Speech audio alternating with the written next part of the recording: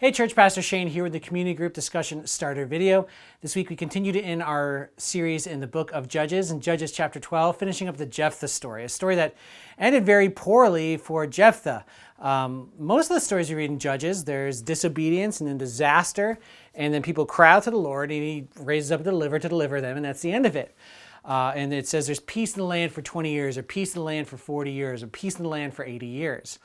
But that's not what happens in this story. In this story, the Ephraimites come to Jephthah and complain to him and say to him, hey, how come you went through our territory to conquer the Ammonites here? And Jephthah responded, how dare you? I put my life into my hands to go, release us from our oppressors. He gave credit to God, but, that was kind of his attitude. And a civil war erupted because of it. And it's a terrible and sad ending to the Jephthah story here.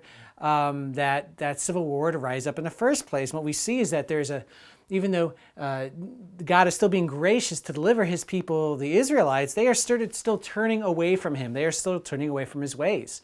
And that's what creates their disunity. And that's what we talked about, that doing what is right in our own eyes separates us, right? When we just think about ourselves and no one else, when that selfishness rises up from us, we turn away from God, and that's where we get a lot of our relational strain from. But if we want to be a people who are united together, then we need to cling to God and see things from his perspective and do what is right in his eyes, which means being a people of grace and forgiveness and of truth. And we talked about seeing things from God's perspective. Like if we want to know how to treat each other, how has God treated us?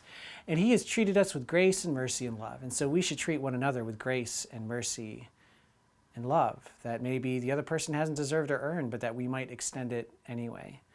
And so you're going to talk today a little bit about this unity and unity, how to bind one another together, how to forgive one another, the difficulties of that, the selfishness we sometimes experience, but how God can unite us despite it when we show one another grace and mercy and love. I hope you have a great discussion.